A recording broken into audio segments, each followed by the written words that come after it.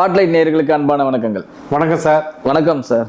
விஜயகாந்தின் captain Prabhakar release, அதுக்காக செல்வமணி அவங்கெல்லாம் press meet கொடுத்தாங்க, அதை பற்றி சொல்லுங்கள் சார். கேப்டன் பிரபாகரன் இந்த திரைப்படம் வந்து கேப்டன் விஜயகாந்த் அவர்களுடைய 100வது திரைப்படம்.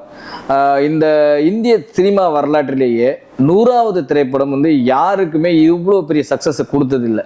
ஏன்னா முக்கியமான காரணம் அது என்னன்னா, அது வந்து ஒரு உண்மை சம்பவத்தை அடிப்படையாக மையக்கருவாக எடுத்து வந்து அந்த படம் பண்ணியிருந்தாங்க. இன்னொன்று கேப்டன் வந்து பீக்கில் இருந்த டைம் அதுக்கு முன்னாடி பார்த்தீங்கன்னா பெரிய ஹிட்டு, அதுக்கு முன்னாடி பார்த்தீங்கன்னா புலன் விசாரணை பெரிய ஹிட்டு.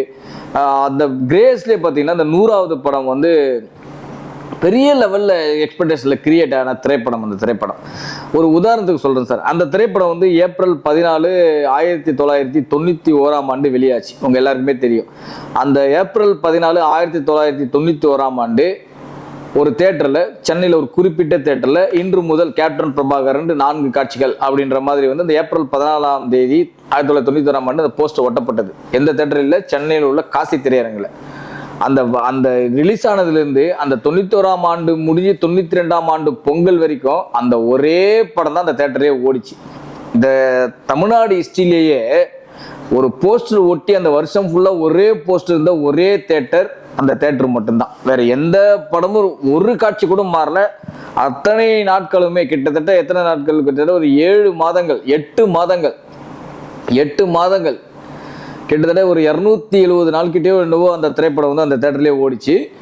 8 மாதங்களும் அந்த 9 மாதங்களும் 4 காட்சிகள் தான். ஒரு காட்சி கூட குறைக்கப்படவே இல்லை. இந்த வந்து ரெக்கார்டை வந்து காசி திரையரங்கில் அந்த படம் பண்ணிச்சு. ஏன்னா அவ்வளோ பெரிய கூட்டம். எனக்கு நல்லா ஞாபகம் இருக்குது. நான் வந்து 5ஆம் கிளாஸ் படிக்கிறேன். எங்கள் அப்பா என்னை தோல் மேலே தூக்கி உட்காரிச்சு அந்த படத்தை டிக்கெட் எடுத்தார். அப்போ அவ்வளோ க்ரௌடு நிற்குது அந்த தேட்டரில் அந்த படத்தை பார்க்குது. நாங்களாம் பார்க்கறது 70 நாளோ 80 நாளோ, இது முதல் நாள் கூட கிடையாது. அவ்வளோ அந்த அளவுக்கு வந்து மிக பிரம்மாண்டமாக ஓடின திரைப்படம் தான் அந்த கேப்டன் பிரபாகரன். என்ன திடீர்னு வந்து இந்த வருஷத்துக்கு வந்து ரிலீஸ் பண்ணுறாங்கன்னா, கேப்டன் மறைவுக்கு பிறகு அவர் வந்து பொதுவாக வந்து அரசியலுக்கு வந்த பிறகு அவர் எந்த சினிமாவிலையும் அவர் நடிக்கலை. எந்த படத்துலையும் வந்து ஒரு கெஸ்ட் ரோலோ, ஹீரோவோ, தந்தையாவோ, அண்ணனாவோ எங்கேயுமே அவர் நடிக்கலை. அரசியல் வந்துட்டதுக்கப்புறம் அரசியல் பற்றி தான் இருந்தார். சரி, கேப்டனை நினைவாக கொண்டாடும் விதத்தில் அவருடைய இந்த பிறந்த நாளுக்கு, அதாவது ஆகஸ்ட் 22 இந்த படத்தை நம்ம டிஜிட்டலி ரீமாஸ்டர் வெர்ஷனில் நம்ம ரிலீஸ் பண்ணலாம்.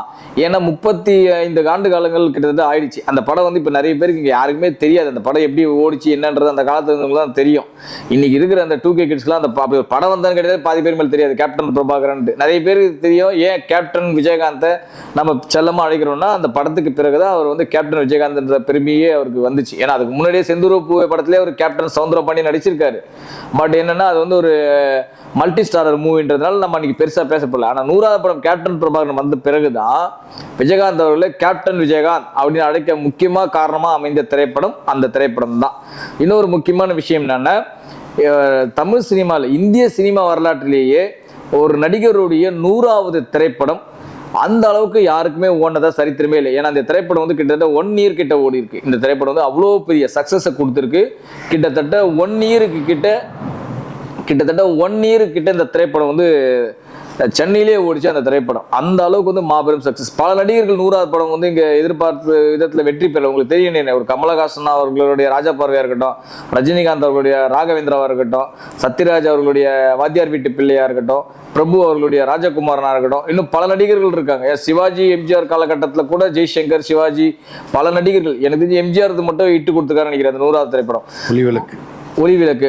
அதே மாதிரி பார்த்தீங்கன்னா சிவாஜி கணேசன் கூட 100வது படம் ஹிட்டு. ஆனால் இவ்வளோ பெரிய ஹிட்டு வந்து எந்த நடிகருமே இங்கே திரும்பி பாருங்க, தமிழ்நாடு மட்டும் இல்லை, இந்திய லெவலில் இருக்க எந்த நடிகர்களுமே 100வது திரைப்படம் இவ்வளோ பெரிய சக்ஸஸை கொடுத்தே இருக்காது. அந்த அளவுக்கு வந்து பெருமைக்குரிய ஒரு விஷயமான அமைஞ்ச திரைப்படம் தான் இந்த கேப்டன் பிரபாகரன். இந்த கேப்டன் பிரபாகரனை இப்போ ரிலீஸ் பண்ணுறதுக்கு முக்கியமான காரணம் என்னென்னா, விஜயகாந்தோடைய பிறந்த நாள் ஆகஸ்ட் 25.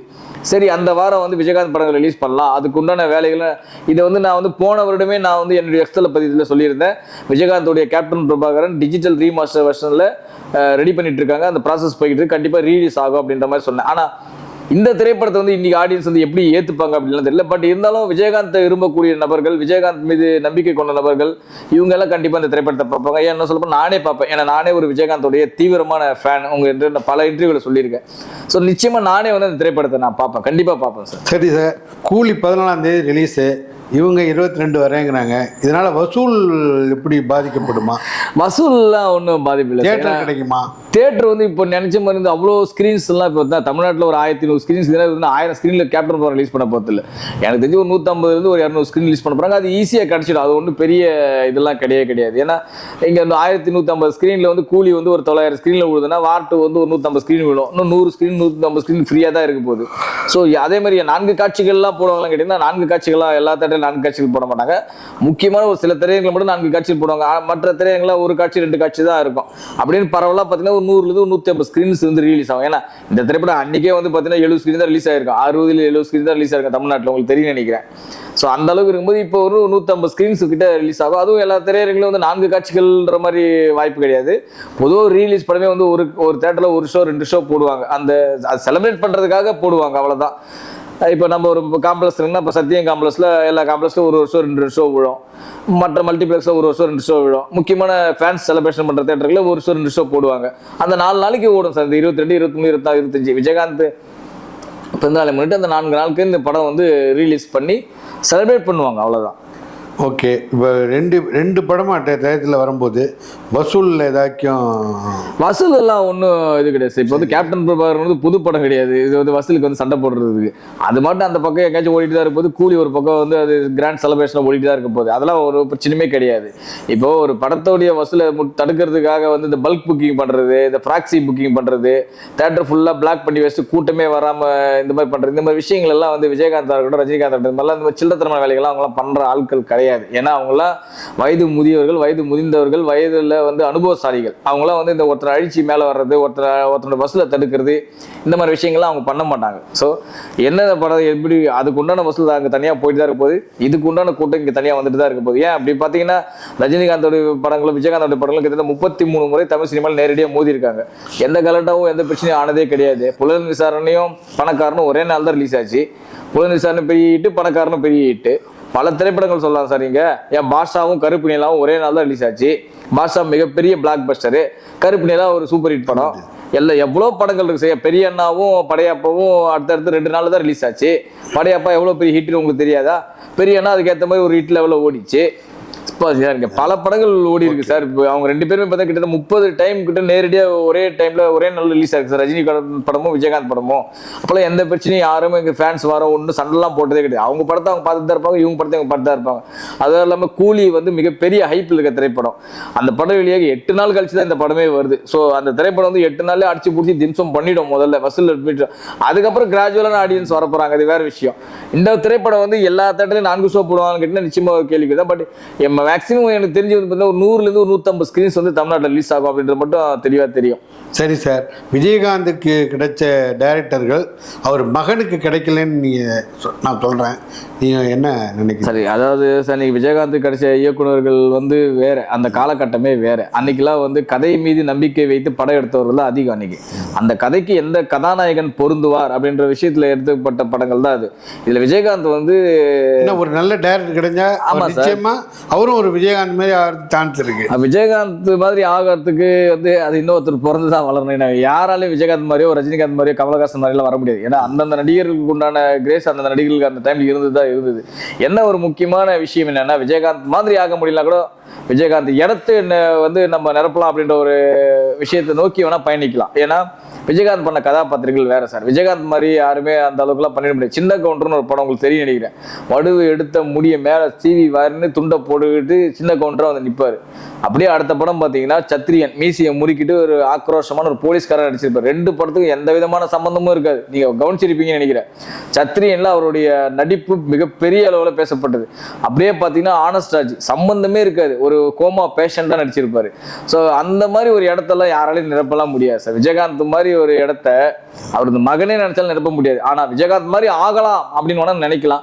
அதே மாதிரி விஜயகாந்த் வந்து கிட்டத்தட்ட ஒரு 55 புது இயக்குநர்களை அறிமுகப்படுத்தினவர். தமிழ் சினிமா உலகத்துல 55 புது இயக்குநர் அறிமுகப்படுத்தின ஒரே கதாநாயகன் விஜயகாந்த் மட்டும்தான்.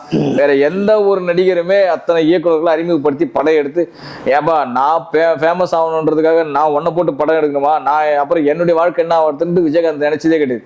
55 புது இயக்குநர்கள், கிட்டத்தட்ட வந்து ஒரு 800-900 டெக்னீஷியன்களை உருவாக்கியிருக்காரு விஜயகாந்த் படங்களால். சும்மா கடினம் கிடையாது சார்.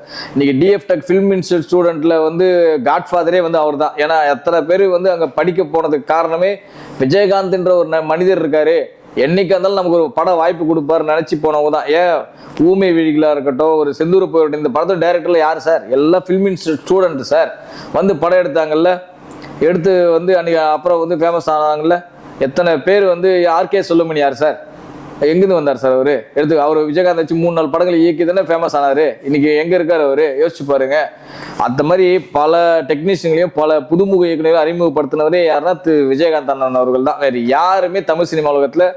ஏன்னா இன்னைக்கு இப்போ ஒரு படம் ஓடிச்சுன்னா அடுத்த படத்தில் எவ்வளோ சம்பளத்தை கேட்கலாம், எந்த ப்ரொடக்ஷனை போடலாம், எந்த டேரக்டர் ஃபேமஸான டேரக்டர் கொண்டு வான்ற இருக்கிற இந்த காலகட்டத்தில் என் படம் ஓடினாலும் சரி ஓடனாலும் சரி அதை பற்றி எனக்கு கவலை இல்லை, நான் எல்லாருக்கும் வாய்ப்பு கொடுக்குறேன், எல்லாருமே வந்து மேல் நோக்கி வாங்கன்னு சொல்லி வாய்ப்பு கொடுத்த ஒரே நடிகர் யாருன்னா கேப்டன் விஜயகாந்த் மட்டும்தான். இந்த விஷயம் வந்து தமிழ் சினிமாவில் இந்திய சினிமாவுக்கு எந்த நடிகரும் ஃபாலோ பண்ணல. ஆனால் அப்படி இருந்தும் கூட டாப் 3 லீடில் இருந்த ஒரே நடிகர் அவர் தான். ஏன்னா அப்படி யோசிச்சு பாருங்க, எத்தனை புதுமுக இயக்குநர்கள் அறிமுகப்படுத்தியிருந்தா கூட நான் பேர் சம்பாதிக்கணும், புகழ் சம்பாதிச்சிக்கணும், வசூலை ஏற்றிக்கணும், என்னுடைய வசூல் கணக்கு காட்டினா அடுத்த படத்தில் சம்பளத்தை ஏற்றிக்கணும் அப்படிலாம் அந்த மனுஷன் நினைக்கவே இல்லை. ஒரு படம் இட்டு கொடுத்தாருன்னா அடுத்த படத்தை அவர் நினைச்சாருன்னா பெரிய டைரக்டர் கூட படம் பண்ணிக்கலாம். ஆனால் அவர் பண்ணலையே.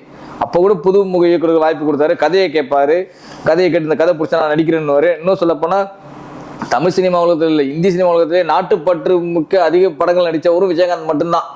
அதுக்கு அடுத்து பார்த்தீங்கன்னா ஆக்ஷன் கிங் அர்ஜுன். வேற யாருமே வந்து நாட்டுப்பற்றோட அந்த படத்தில் நடிக்கல. உங்களுக்கு சரியா நம்ம தாயகம்னு ஒரு படம் சார், அந்த கிளைமேக்ஸில் ஹெலிகாப்டரில் பாகிஸ்தான் ஹெலிகாப்டரில் பறந்து வருவார், உங்களுக்கு தெரியும்.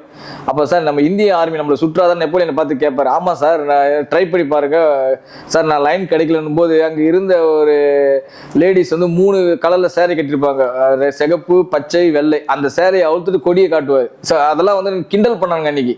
அதில் ஒரு எவ்வளோ தேசபக்தி இருக்குன்றதை அவங்க எவனுமே நினைக்கல. ஆனால் இன்னைக்கு வந்து அதை கொண்டாடுறாங்க. விஜயகாந்த் மாதிரி ஒரு மகான் வரவே முடியாதுன்ட்டு. அந்த படத்தில் நரசிம்மான்னு ஒரு படம், கிளைமேக்ஸில் அவ்வளோ வசனங்கள் பேசுவார் சார். அதே மாதிரி தமிழ் சினிமா உலகத்தில் வசனங்கள் வந்து பக்கமாக இருந்தால் கூட பக்காவாக பேசக்கூடிய நபர் சார் விஜயகாந்த். யாருக்காச்சும் நீங்கள் எடுத்து போய் விஜயகாந்த் படத்தில் உள்ள வசனங்களை எடுத்து பண்ண ஒரு கேப்டன் ரூபாயில் கடைசி கிளைமேக்ஸ் சீனில் கோர்ட் சீனில் எப்படி பேசுவான்னு தெரியுமா உங்களுக்கு? ஃபர்ஸ்ட் சீனில் எப்படி பேசுவான்னு தெரியுமா உங்களுக்கு? புலன் சாரில் எப்படி பேசுவான்னு தெரியுமா உங்களுக்கு? மாநகர காவல் எப்படி பேசுவா தெரியுமா ஒரு வசனங்கள்? அவர் இதெல்லாம் யாருக்கு தெரியுங்க இவங்களுக்கு? இவங்க உட்காந்துக்கிட்டு திட்டிக்கிட்டோம், கலாச்சிக்கிட்டோம், உட்காந்து வெறுப்பேற்றிக்கிட்டோம், அசிங்கமா ட்விட்டர் போட்டுக்கிட்டோம், இதுதான் தெரியும் இவங்க இருக்கிறவங்களுக்கு. என்ன தெரியும்? ஒரு மனுஷன் எந்த 2 பக்கம் வசனம் பேசுவாங்க உட்காந்துட்டு விஜயகாந்த். கேப்டன் பிரபாகரன் படம் பார்த்தாங்களா சார்? இவங்க பார்த்துருக்க மாட்டானுங்க. கிளைமேக்ஸ் கோர்ட்ல எவ்வளவு நேரம் பேசுவான்னு தெரியுமா உங்களுக்கு? ஒரு நரசிம்மாவில் சும்மா இவர்கிட்ட பேசுவார், ஸ்ரீமன் கிட்ட கிளைமேக்ஸ்ல பேசுவார்.